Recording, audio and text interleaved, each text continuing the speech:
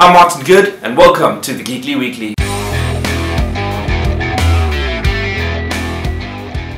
Starting off with some video game news, perhaps one of the strangest things to come out of the internet this week happens to be Twitch plays Pokemon. Now, this is a very little strange concept. Basically, anyone who has a Twitch account can sign up and start playing Pokemon. For the past 6 days, Twitch Plays Pokemon has been a phenomenon that has taken the internet by storm. Basically, the stream sees thousands of internet players playing the same Pokemon game, and as you can imagine, chaos ensues. Basically, the game is controlled via the comments box and sees thousands of players inputting up, down, left, right, A, B, translating the comments into in-game movements. And as you can imagine, it's just a mess everywhere. The fact that the game is so functional with thousands of players is an impressive feat. Even though the more players there are, it gets increasingly harder. Anyone can join in, and if you're interested in seeing what the game is about, head over to Twitch Plays Pokemon. Links are in the description below.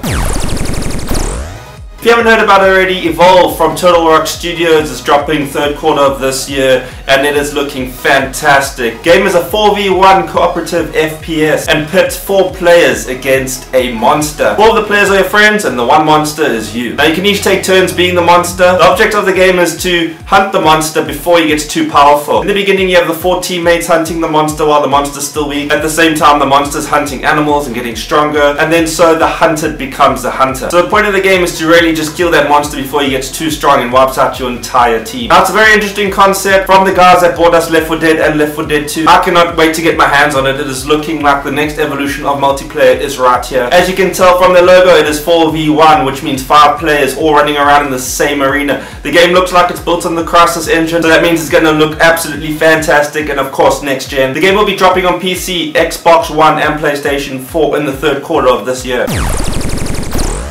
On to some very sad gaming news. Irrational Games, the guys behind BioShock and BioShock Infinite, have announced yesterday that they are closing their doors. This is a very sad day for the games industry. Irrational Games were brilliant developers. I just myself finished BioShock Infinite the other day. I could not believe what an amazing, unique experience it was. The company says it's winding down and laying off all but 15 staff members. Those 15 members will be integrated into a new company by Ken Levine, which is really sad because during the development of BioShock Infinite, the company had an upward of 200 employees. Ken Levine, the co-founder of Irrational Games, says he's going to be focusing on smaller entrepreneurial endeavors at Take-Two. After 17 years of making games, it's such a sad pity because BioShock is one of those unique games a gamer just has to experience at least once in their lifetime. One of my most amazing games I've played lately from 2013. It is a stunning piece of art.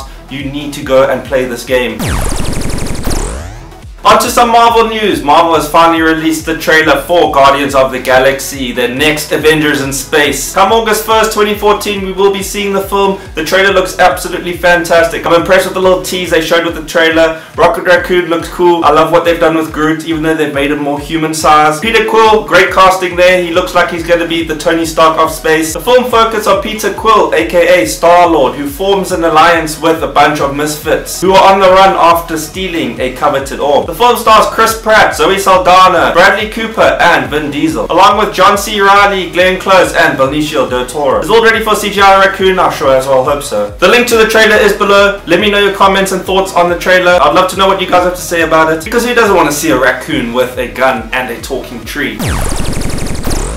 Lucasfilm and Disney have released 2 teaser trailers for the upcoming Star Wars Rebels CGI animated series. The series is expected to premiere in our spring of 2014 in the US, starting with the 1-hour special starting on Disney Channel and then moving over to Disney XD. The series will follow a group of rebels on their starship called the Ghost and their struggles against the oppressive galactic empire. It has been said that the primary theme of Star Wars Rebels will be exploring the origins of the Rebel Alliance. As you can imagine, it does take place between Star Wars Episode 3 Revenge of the Sith and Star Wars Episode 4 A New Hope, in which the Galactic Empire is hunting down the last remaining Jedi and securing their stronghold in the galaxy as the dominant force, while a fledgling rebellion against the Empire is taking form. Freddie Prinze Jr. will voice a character called Kanan Jarrus, a renegade Jedi who keeps his lightsaber under lock and key and brandishes a blaster instead to avoid the attention of the Galactic Empire. Taylor Gray voices a character called Ezra Bridger, a teenage con artist who is just learning how to use the Force. The series looks great. Hopefully we'll see some characters from both the old and new trilogies, as well as any characters perhaps leading into episode 7, which will be dropping end of 2015. You can see the links to the 2 teaser trailers in the description below.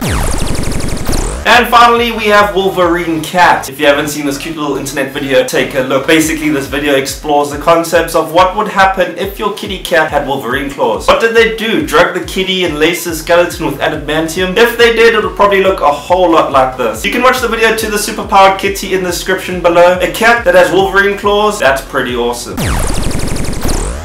And as usual, thanks for watching the Geekly Week. That's all there is time for this week. Let me know if you enjoyed the second episode just as much as the first episode, if it was an improvement. If you like what you saw, please hit the like button. If you really like what you saw, hit the subscribe button. And as always, I'm Martin Goode, and thanks for watching.